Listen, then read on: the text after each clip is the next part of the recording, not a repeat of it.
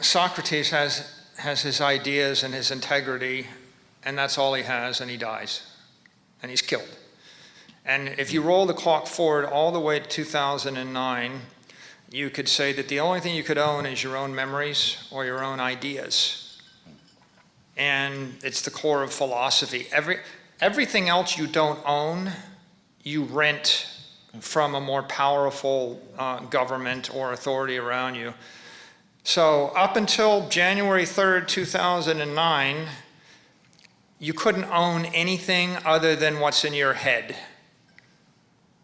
The pharaohs couldn't own their property. You don't own your gold. You don't own land. If you think you own something in California and I'm the mayor, I can take it from you by eminent domain. I can tax it away from you. I can take your gold. I can shoot you, and I can take all your stocks and your bonds. Nothing on this earth that you think you own do you own except at the pleasure of someone more powerful than you. January 3rd, 2009 is the singularity where, for the first time in the history of the human race, you have property rights. And you have property rights because we come back to my first principle. The only thing you own are your memories. To the extent that your money is reflected in your memory, no one can take it from you. So Bitcoin was this invention whereby you could memorize a private key. You could put 1,000, 1 billion, 1 million, 10 billion, any amount of money in your head, to the extent that the network has that wealth in it, and no one can take it from you or coerce it out of you via, at the barrel of a gun. I can shoot you and take all your stuff right now, all your property, if it isn't Bitcoin based on private keys. So the whole concept of property rights is, if I don't have property rights, I don't have right to my life force and my energy. I don't have the right to anything I've done in the past, economically, nor do I have the right to do anything in the future. That's why the Huguenots came here. That's why people came to America. That is the basis of so many things that have gone on in the world. This idea that without property rights, you lose your past, you lose your future. Bitcoin is a technology to convey property rights via the technology of encryption and cryptography. And to the extent that you use it properly, you finally have perfected property rights. And not only can you resist any coercion, but you can, for the first time, take economic energy with you to the grave. The pharaohs couldn't, right? The most powerful person in Egypt could not take economic energy with them to the grave. They tried to bury it in a pyramid, but people just break into the pyramids. But you take all the money in the world, you sell all your stuff, sell your land in California, sell your gold, sell your silver, sell your Apple stock, sell your diamonds and gold and collectibles, and sell all your fiat currency and your pesos and your bolivars and your rubles, and buy Bitcoin, put it in your head, and now you actually own something economically. So we can now modify that phrase from "you only own your memories" to "the only thing you can own is your memories and your Bitcoin." And in 2009, you could own all the Bitcoin in the world as long as it was less than nothing, because the network was worth nothing. Today, you can own all the Bitcoin in the world as long as it's less than about $400 billion worth of stuff. But as the network grows, it becomes possible to shift more of the economic energy out of the system of coercion and corruption into a system of virtue, empowerment, and sovereignty. And that entire process started January 3rd, 2009, and it's been just like a boil and a progression since then.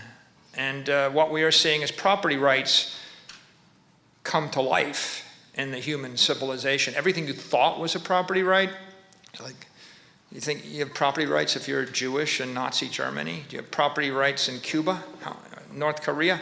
You have property rights until someone takes them away from you. And if you're lucky enough to be American, you kind of had half your property rights or a third of your property rights. And if you're someone living in a more hostile regime, you've known forever you didn't have any.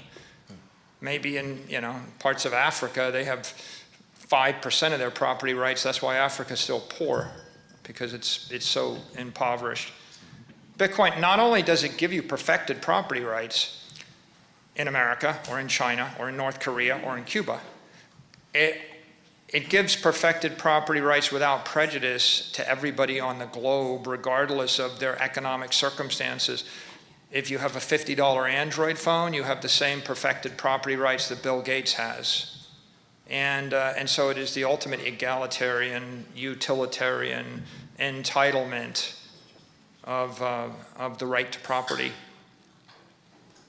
Yeah, I would just add to that in a very unpredictable world where you don't know where you may end up, which country, which location, it's the only thing that you can truly take with you. So if you're fleeing oppression, if you're fleeing somewhere, all you have to have is your memory, and you can, walk across country lines and you have it with you. And I think, as someone who's in Bitcoin business, over the last year, some of the geopolitical developments, a lot of people who thought they lived in a first world country and weren't concerned about any of these things, maybe they lived in Canada, and then all of a sudden Canada said, well, we don't like that you're donating to this thing, we're going to seize your accounts. Or maybe you're Ukrainian and you wanted to leave your country, maybe you're a Russian oligarch and you didn't feel like having your assets seized, all these little things. And so all of a sudden people are kind of questioning, how mobile are their assets, what are their property rights, and how difficult is it to take your property with you as you move around the globe? It's amazing to listen to voices like this, and you start to think, right, how is the world not on Bitcoin yet? How does everyone not get it yet? But all right, before we start to wrap up in a little bit for question and answer, just a couple more questions. One of my favorite quotes and really themes within Ayn Rand's writings is just the idea that money is made possible only by the men and women who produce. Productivity is so important. Today we are creating ever more debt. We are expanding credit in order to produce smaller and smaller amounts of productivity. How will Bitcoin make us more productive, and what does that future and transition look like? I guess I'll start. When you feel that it's impossible to store your life's work or to continue your life's work, the future looks hopeless. So in a world where if I told you that your money was going to be worthless on January 1st, 2023, there aren't very many long-term projects you would begin. If I went into your bank account and I converted all your money from dollars to pesos, devalued it to 20 to 1, and then told you can get 3% of it back each year for the next 20 years while I continue to devalue it 3 to 1 every year afterwards, the world seems kind of hopeless. And so to a certain extent, having a currency which doesn't lapse energy, that is true, that is also incorruptible, that is also transportable. It means that 8 billion people can trade with each other across political domains at the speed of light, and that definitely is a productivity driver. And it means that 8 billion people can trade with their future selves. I can make a deal with my great-grandchildren, or I can look forward 100 years and I can build something today and plan for 100 years in the future. So having the ability to channel energy through time and space with integrity allows you to conceptualize beautiful things through time and space. Then maybe another physical analogy I give is if you're in New York City and you look at one of those skyscrapers that goes up 100 stories, and then you imagine taking the steel out of the skyscraper, and then you imagine converting the schist, the granite underneath the skyscraper, into sand, and then you try to figure out what happens to the building, you realize that if you have the granite without the steel, it's a 6-story building. And if you have the building on sand, it's a 6-story building for a few months until it's a 1-story building. So you can't physically build beautiful things if you don't have the material strength to fight against the forces of nature, gravity, entropy. And I think you could think of Bitcoin as like a crypto steel. It's something, if you wanted to build an economic structure that'll last 100 years, you certainly can't do it with the peso, and you probably can't do it with the dollar. You can't do it with gold. You can't do it with most things. You need something that will hold its energy for 100 years. And if you want to build something which is intricate, that the velocity of money, and we haven't talked about it, but the velocity of fiat money is maybe 12 transfers a year at best, and the energy lapse is 30% a year. So you have a very imperfect material.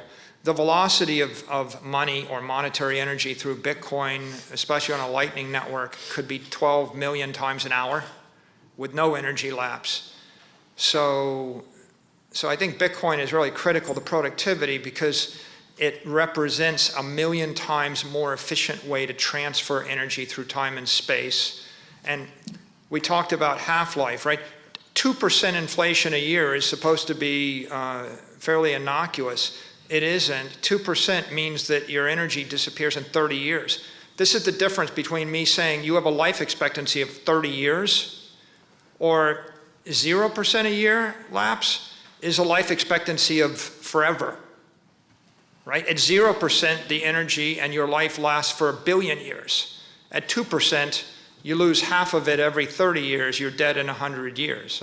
So the technical implication of a system that has energy lapse and low velocity is not well understood in the economy right now because we've been living in a world without steel, without glass, building stuff in terracotta, with wooden beams that rot. But go visit Rome and look at what's left. And they used to use wooden beams, none of them are left, right? They use certain metal pipes that rusted, none of them are left. 2,000 years, that stuff is gone. Some of the granite's left. I think structures built in Bitcoin, they'll be here. You can, and this is so bizarre, if you were to say to someone, you can actually build an economic entity that'll last 1,000 years, they would blink and look at you, and they'd think, why would you even want to do that? And that's because they can't conceptualize of anything in our modern world lasting 1,000 years. But, people worked on the cathedral at Notre Dame, they had an idea for something that might last. And is it stupid or irrational to want something to last 1,000 years? It's just, we've been so beat down. Right? People have conditioned us to think that we shouldn't expect anything to last. Nothing will be built to last.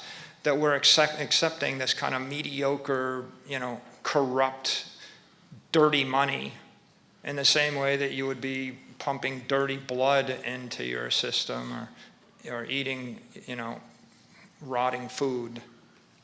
I would say